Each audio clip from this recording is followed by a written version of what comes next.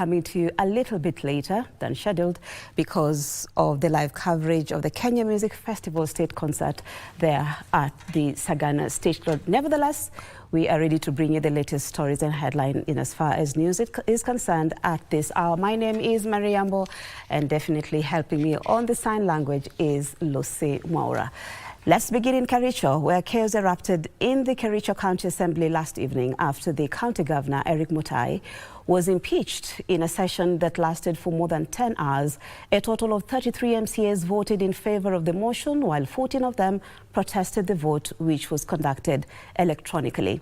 Now, the governor had earlier defended himself with the support of his lead counsel, Katua Kigen, pleading with the MCAs to spare him. He was impeached on grounds of gross violation of the Constitution, abuse of office, and gross misconduct. Additionally, he was accused of aiding, abetting, and condoning fictitious payments of over 85 million shillings to contractors and suppliers for goods and services which were not rendered or delivered.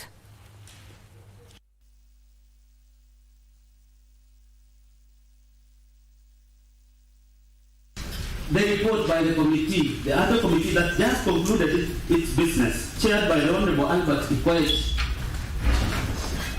were able to visit the site, Mr. Speaker. The contractor was paid very early in the year, that's around February. By the time they went to visit the site, works had not been done, partial works had been done, there is no report, the contractor has been paid fully. In this county, Mr. Speaker, you can work. Even before you start working, you're already paid.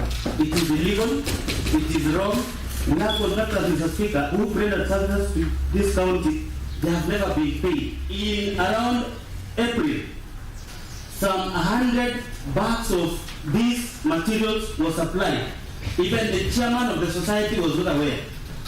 And when the committee looking into this matter, paid a visit, it is shocking. We were expecting 35 tons of these raw materials. But what was supplied, Mr. Speaker, is hardly 10 tons. They cannot explain the remaining tons.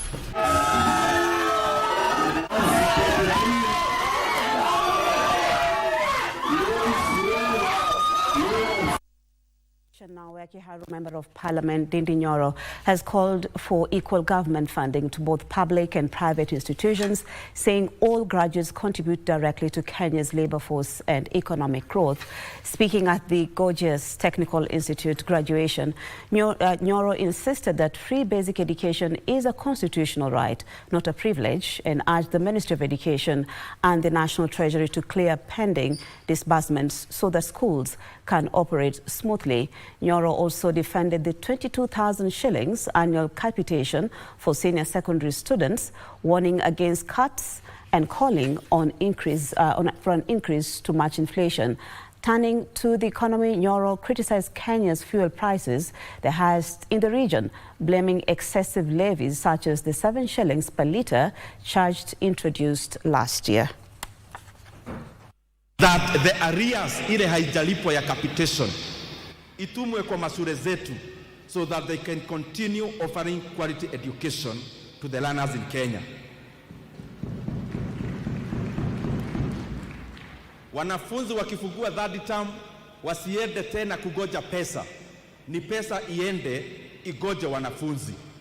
Na tena, by the time the schools had done the budget, especially the senior secondary, of 22,000 capitation per year, it is not a figure that came from the air. It was based on empirical calculations in terms of the functions that the schools do. Na kwa hivyo, 22,000, Kenyan should never be having a discussion about whether to reduce 22,000 to whichever figure. We should be talking about increasing the figure to cover up for the inflationary pressures that has come in the many years back. Now, businesses, hospitals and schools along Gataka Road in Ongata Rongai are crying foul after a road construction project stalled midway, leaving behind trenches, stagnant sewage water and impassable routes. Our reporter, Aaron Marie, with the details. What was supposed to be a smooth transformation of Gataka Road into a modern, motorable stretch has instead become a nightmare to the locals. 2 weeks after the construction began, work had stalled, leaving deep trenches and raw sewage pooling dangerously along the road. Huyu mkandarasi alikuja, akaanza na kuchimba. Na kawaida sheria za barabara zinasema kwamba wakati unapeana kandarasi you're supposed to give access roads to the people who live next there. So una alleviate, tunakuwa na hiyo, unaweza kuraise your traffic. Huyu mkandarasi amekuja akachimba na akafungia kila watu. Even critical services is suffering. At Beacon of Hope Hospital, patients are forced to navigate slippery, narrow paths while emergency vehicles struggle or fail to reach the facility. We have patients wenye wako wheelchair bound. Tuko na wenye wanakuja in labor. Ambulance can't access the facility. It has become a real big challenge to the facility. Parents are in fear that pupils and teachers will be trapped in the chaos as the school reopening approaches, with accessibility turning into a logistical nightmare. This is a road that we really depend on as people of Rongai, and we are like, now it is just like 10 days to opening school. Watoto wakianza kwenda shule ndio hiyo mvua imefika. Si watoto watapotelea kwa hii barabara. Excavators and construction machinery now sit idle, while the trenches collect a foul-smelling stagnant water, raising serious public health concerns for the Ongata Rongai community. Residents are demanding urgent intervention from authorities before the situation spirals further out of control. Aaron Marie, Lunchtime News. Thank you, Aaron Marie. Thousands of faithful from various parts of the country are set to benefit from Bible-based counsel as Jehovah's Witnesses hold their annual regional convention. The convention, which kicked off at the Jamhuri Park Expo Hall, is aimed at offering practical solutions to everyday challenges. The spirit of hope and unity will extend to various major towns across Kenya, including Nairobi, Mombasa, Kisumu, and Machakos. An atmosphere of unity, peace and spiritual refreshment filled the air at the Jamhuri Park Auditorium as thousands of Jehovah's Witness-based faithful converged for the annual regional convention themed Pure in Worship. According to Jehovah's Witness country spokesperson Victor Karoki, the Bible-based counsel being offered will help many who are facing different challenges in the country. These conventions are really encouraging people to how they can cope with life's difficult problems today. So they tackle topics like anxiety, family problems, problems with governance and others, things that people can benefit from the example of Jesus Christ. The convention that also saw new believers baptized as a sign of commitment to biblical principle will also offer practical spiritual solutions to promote peace of mind, stronger families, and a deeper sense of purpose. It's getting tougher, both mentally, emotionally, spiritually, financially, and all of this attacks our mental health. So the talk showed how we can use the Bible and a great reminder of Jesus' love for us. Despite the economic challenges that we face, if we look up to Jesus, then our lives can also be centered just like his. The spirit of hope and unity will extend to various major towns across Kenya, including Mombasa, Kisumu and Machakos, running through August and promising to uplift, educate and inspire communities from all walks of life. One of the talks really emphasized on how Jesus was positive and how he really did not stereotype people. So I plan to use that even with school, to see people in a very good way, to see them positively, not stereotype them depending on their race, their tribe or their gender or anything of the sort. When life is difficult, I'm able to learn from the Bible and imitate different examples in the Bible to just strengthen my faith and maintain my strength in this hard economic time. John Kahiro for Lunchtime News. National and county governments have been urged to collaboratively steer development projects to ensure the success of devolution across the country. Kenya County Government Workers Union Chief Administrative Officer, that is Kevin Owango, said the recently concluded devolution conference ought to address challenges facing devolved units, such as delay in paying workers, improved working conditions and better remuneration. Owango further called for the even distribution of development equivalent to the revenue allocated by the national government.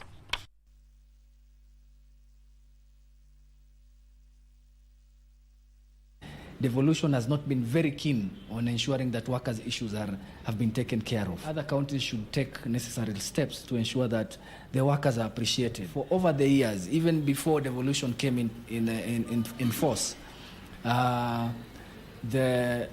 local authorities were also being discriminated.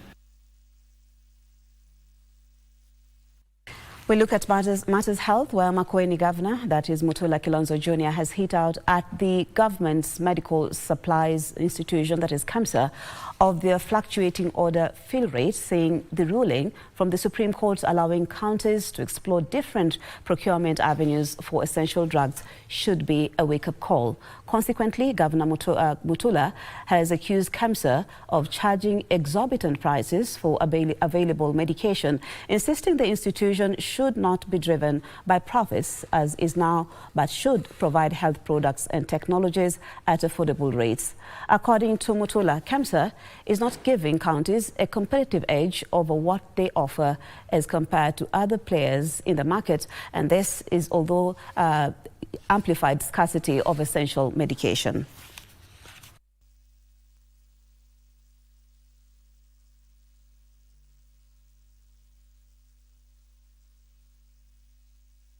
I can say this without any fear of contradiction, that if meds was not plugging into this commodity of HPT, this country will be having a crisis.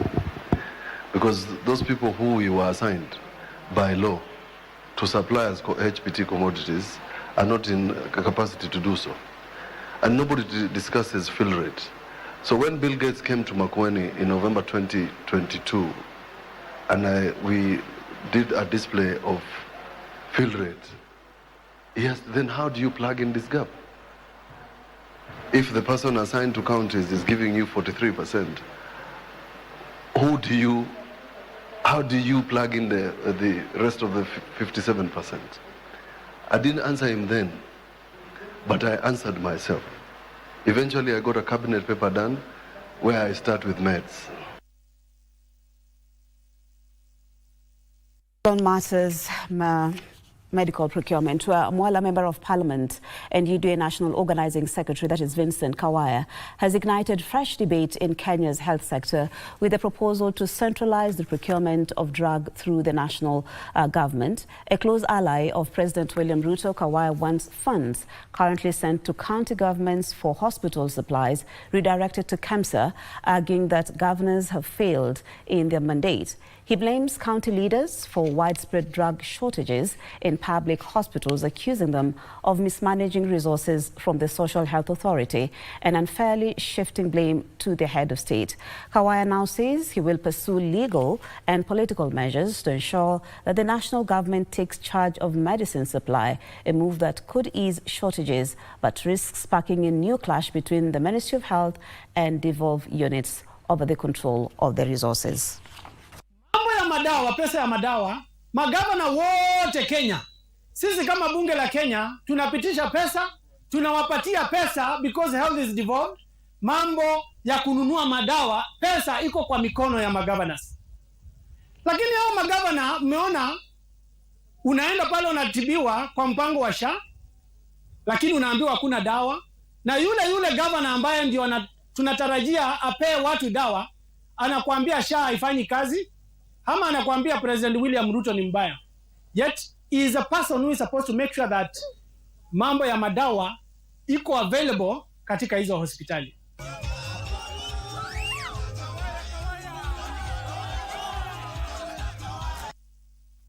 Now, while Kenya has recorded significant uptake of contraceptives with a national average of 60%, there exist severe discrepancies with the uptake of contraceptives in certain parts of the country, recording as low as 1.5% among married women. Speaking on the sidelines of the 40th anniversary of Marriage Stops International under the theme 40 Years of Reproductive Choices, Moyale Member of Parliament Guyo Jaldesa called for increased access of contraceptive services for all women in need.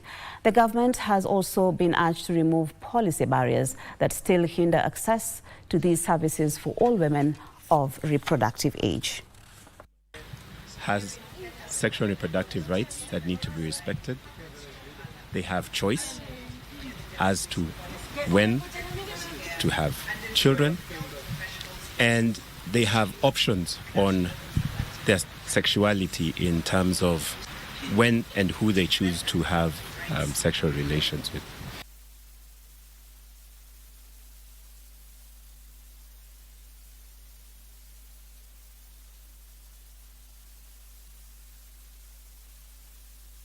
Actually, I don't know what you mean by legalizing abortion.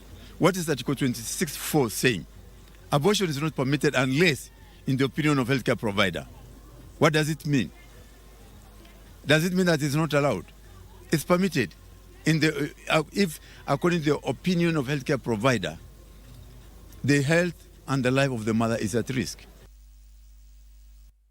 Let's look at matters environment, where environmental experts are sounding the alarm of greenwashing, the deceptive marketing of products, services or companies as more environmentally friendly than they truly are.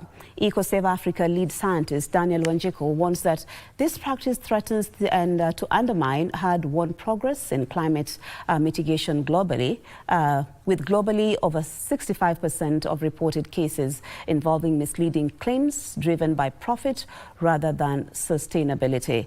Wanjiku is urging government to enact strict policies that compel corporations to deliver real climate solutions, not just polished PR campaigns.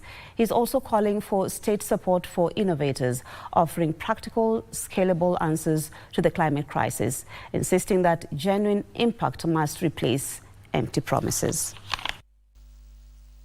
Many companies started to look at the media, the response to their activities, not at the sustainability. I've seen banks that are saying that they are doing climate mitigation projects by donating LPG cookers.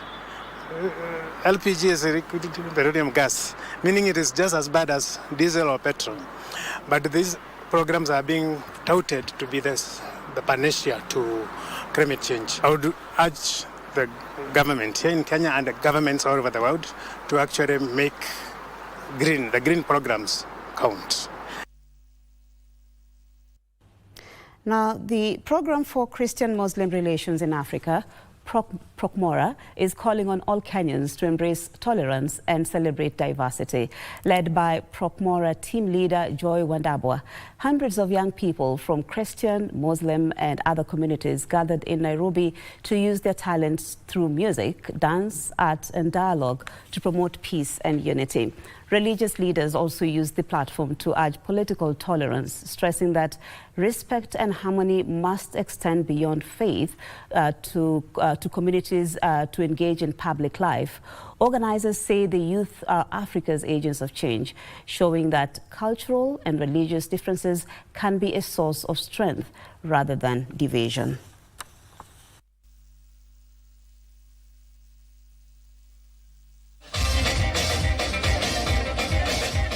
We are all from different backgrounds. We are born differently, not only from the religious point, but from the cultural, from the ethnic point of view. But under God, we are one. And so we call on all humanity to stand together and observe respect for one another, tolerance for one another, and we will grow as a community. The celebration of religious and cultural diversity is a community approach where we bring people from diverse cultures and religions to understand that their differences is a blessing and a strength. We are able to understand each other, and we're able to understand the challenges we as a Muslim are facing and the challenges Christians that we are facing, and then we come together on the table, we solve the issue.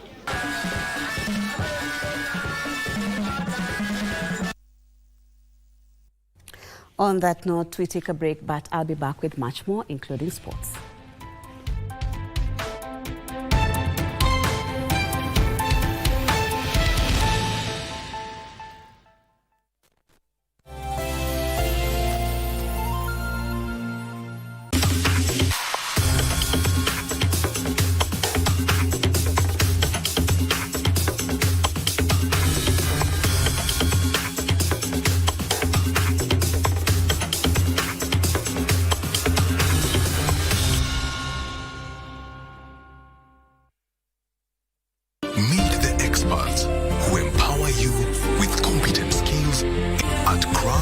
certificate and diploma level. Sensei Institute of Technology. My skills, my future.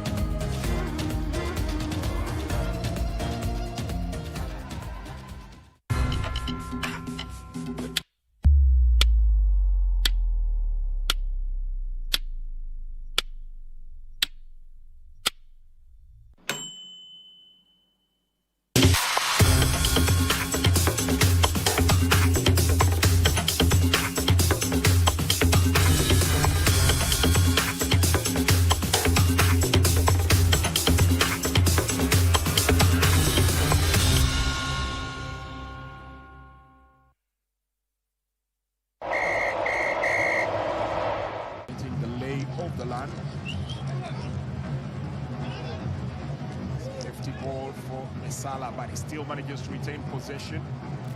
He's available to provide support.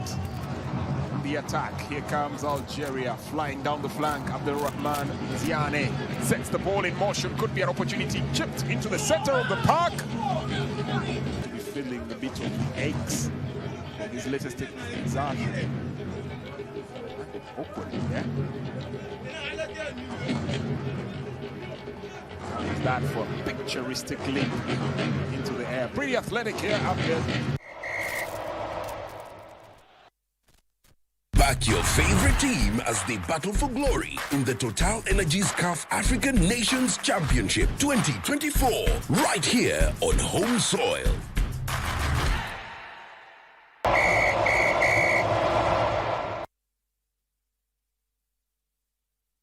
Harambee Stars ni kudos tu, tumependa sana. Alafu kwa hii game inakuja Sunday. Harambee Stars tu. Mimi naona tu Harambee Stars tu bado. Harambee Stars inacheza fiti. I think ni motivation tu alikuwa anataka juu ana perform fiti. Na hii game ya Sunday naona Harambee Stars itachukua hii kitu.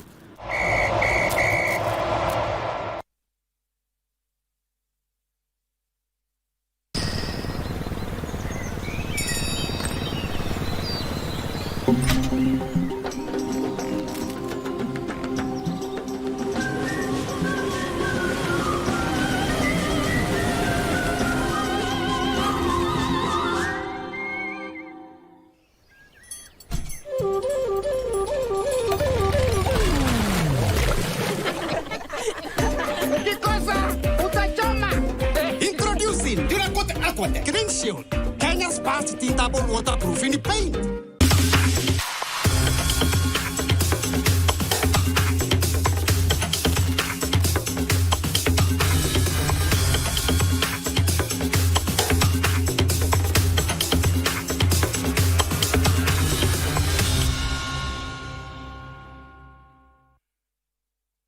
Meet the experts who empower you with competent skills at craft, certificate and diploma level.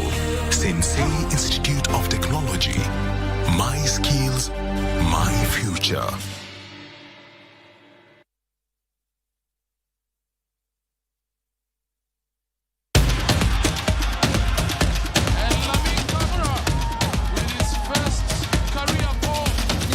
Hesabu kwa ajili ya kusherekea fasili na asili ya soka barani Afrika, ligi za ndani na magwiji wasiotambulika. Mangeni Alvin anaichanja ndani uzuri, David!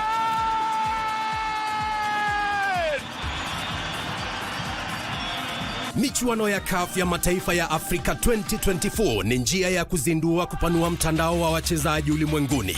Timu itakayoshinda itazawadiwa dola za Marekani milioni 3.5 pamoja na kujivunia kulinyanyua kombe hilo.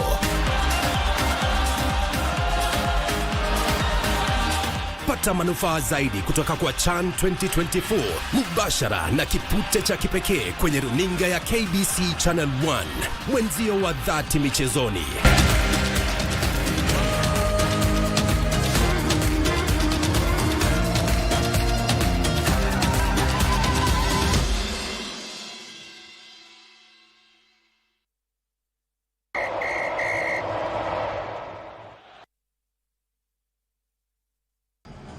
Anything just as yet, but this could be the opportunity here for Guinea. Opportunity out, shot taken in, and they do open the deadlock finally. Majid Pujera will wonder how his team let that go. A slip up in the midfield and a quick acceleration. They had numbers, and for the moment it looked like the opportunity might be gone.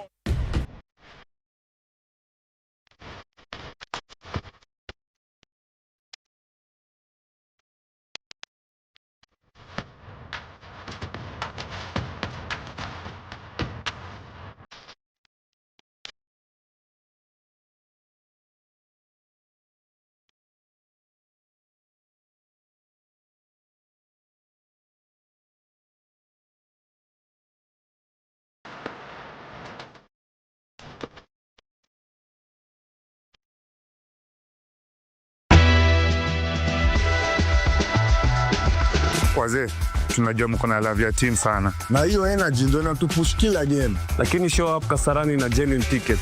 Kama una tickets za support wa KBC, kibaitiko play sci-fi na band. Let's do it right. Tushinde ndani na nje ya pitch. Tusichome game. Tusichome game. Tusichome game. Tusichome game. Tusichome game.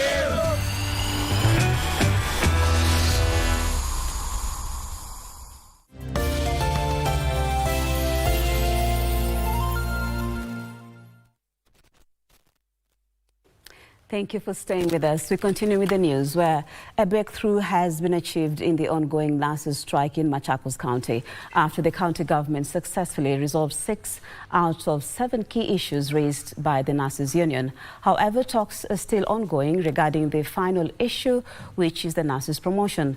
The county secretary, that is Dr. Ndambuke Muya, is calling on all probationary and non-union nurses to return to work immediately, while issuing a warning that those who fail to comply may face disciplinary action. Dr. Muya further assured the public of the county government's full commitment to ending the strike and restoring normal healthcare services across the region. We are beseeching them to hear the cry of the people of Machakos and get back to this negotiating table as fast as possible.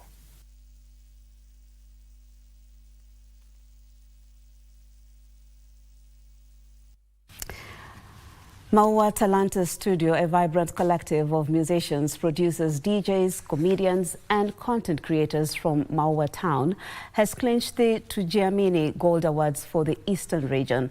The group was awarded a 1 million shillings grant through the Tujiamini Initiative, a flagship program by a local sports betting firm that champions talent, sports and community projects across Kenya. With the grant, Maua Talent Studio has acquired state-of-the-art band equipment, a professional video camera, drone live streaming tools, DJ Academy gear, and a full sound system, all aimed at boosting creativity and professional output.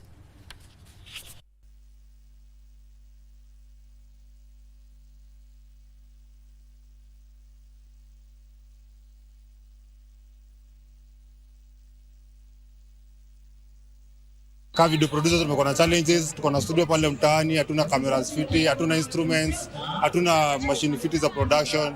Nikasema hata nijaribu hii chance. Sasa vile niliapply tu, kapigwa tu siku moja nikaambiwa yetu imego through. Na si ndio Golden Award winners. Sikuamini. Clean air activities have raised concern over the quality of air being inhaled by residents of Nairobi, warning of a spike in respiratory and cardiac illnesses in several areas. Speaking during a sensitization walk dubbed Pumzi ya Nairobi, the group emphasized the need to protect the city's forests and green spaces and plant more trees that will go a long way in offsetting dangerous gases emitted in the atmosphere and cool the environment as well. On Saturday morning at John Michuki Memorial Park, 8, 9, 10. Clean air proponents are warming up for a sensitization run through Michuki Park, crisscrossing several green spaces within the city in a move to raise awareness on the need to fight for a cleaner air. We keep seeing trees disappearing in Karura in the name of restoration. So we are here to speak up and to show that people are watching and care about our trees, because the trees are the reason we breathe in clean air, fresh air. We live in a cool city with comfortable temperatures. We were going around the city, like telling people about clean air and how it's important, using banners, and it was really a fun experience for me and I liked it. Led by Maria Mwangeshi, coordinator Urban Better Nairobi, the group, through data collected from the air quality monitoring sensor through their real-time recording on the city's pollution during their run, showed several areas being highly polluted, with City Park leading. Of concern was City Park, the area around City Park. I think it was a combination of the cars, the market, the pungent smell from the waste dumped around the area, and also Ngara, where I think the graph literally spiked to 440 something, numbers that we don't even have on the meter. But now walking back into John Michuki Park, we went back to green. Warning of health repercussions, especially to residents living around the areas, with those already existing with health complications being impacted the most. There was a report, for example, in Gara, some of the houses are constructed long time ago and the ceilings have asbestos in them. So that is actually a pollutant. And when kids grow up breathing that, they grow up with respiratory complications.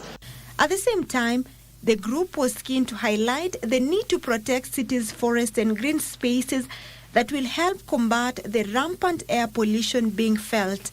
Running around the city, it reminds people about the clean air. It reminds people about how we love our forests, our city forest, our green forest, and we advocate for better air, better clean environment.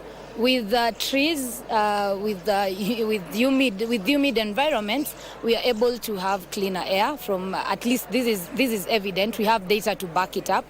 Opicho Chemtai for Lunchtime News. Well, that story by Opicho Chemtai now takes us to sports, where national soccer team Harambee Stars will play their final Group A match of the 2024 Africa Cup of Nations tomorrow afternoon at the Kasarani Stadium, hoping to maintain their unbeaten record in the group stage of the tournament. Stars have won 2 and drawn 1 of the 3 matches they've played so far and face Zambia in their final group game. That is tomorrow.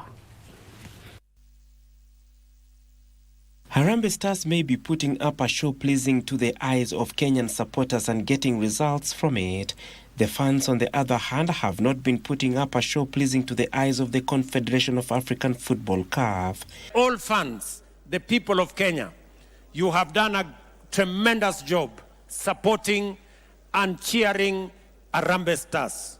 But we have to do it within the parameters of what is allowed by CAF, and therefore I'm asking everybody to be restrained.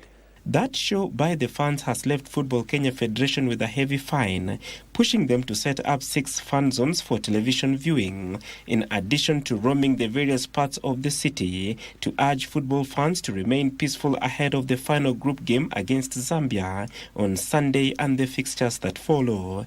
Our big intention, objective na hizi roadshow ni kuhakikisha ya kwamba tumehamasisha mashabiki na Wakenya kwa jumla ya kwamba zile consequences ama ile adhabu tunaweza kupata kutoka kwa CAF itaweza kuharibia national team. From Nairobi to Githurai to Babadogo, the FKF Peaceful Caravan moved to plead with the fans to control themselves inside and outside the Kasarani Stadium. The quarter-finals will be played on the 22nd and 23rd of August, the semis on 26th August, and the final on 30th August, a day after the third-place playoff encounter. Kenya One Master Ibrahim Ndungu will lead a team of 29 shooters at the forthcoming International Practical Shooting Confederation IPSC World Championship to be held from the 11th to the 28th of September in Matlusana, that is in South Africa.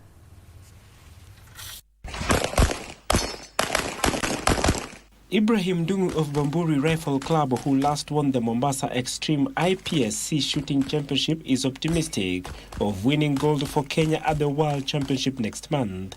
He will travel with other shooters in the Kenyan squad, including Isa, Thomas Kilu, Maurice Mureithi, female top shooter Agnes Wangeshi Mushiri, and Suni Sian. The 2025 Handgun World Shoot is the Olympics of shooting, the biggest and most prestigious event, held every 3 years, featuring over 2,000 competitors from over 50 countries. Team Kenya will travel under Frank Ambundo, who is the regional director of Kenya for IPSC shooting discipline and the governing body of Kenya Sports Shooting Federation.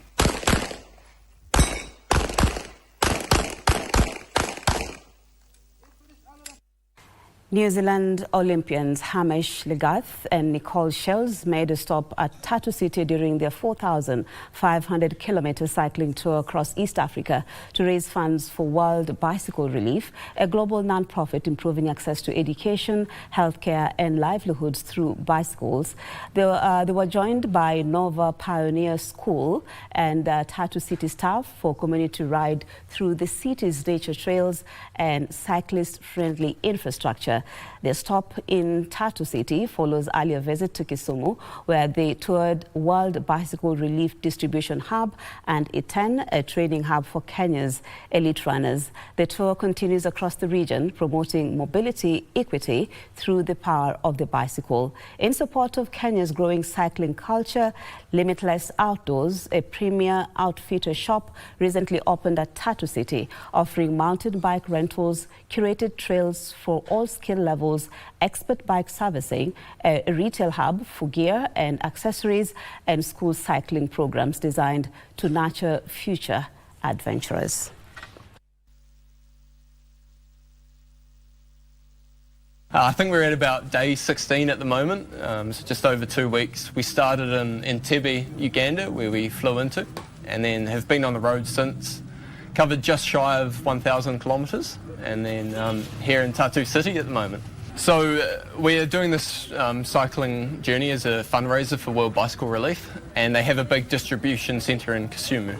We want to donate 100 bikes, and listening to the distribution logistics team saying that one bike, it goes to a household and you get to impact, 6 to 8 people in each house, and so 100 bikes is reaching like 600 to 800 people is a pretty incredible thing to do. So yeah, even in New Zealand, like cycling is a largely European sport, and even New Zealand being so far away, like I said, it was 36 hours to get to Uganda. So we're doing this cycling journey as a fundraiser for World Bicycle Relief, and they have a big distribution centre in Kisumu. So that was our first stop there, and why we went to see that city.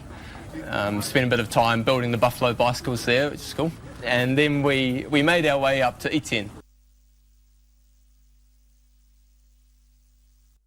That's where we bring the lunchtime news to a close. Thank you so much as always for your time and your company. My name is Yambo, and helping me on the sign language was Lucy Maura. Good afternoon.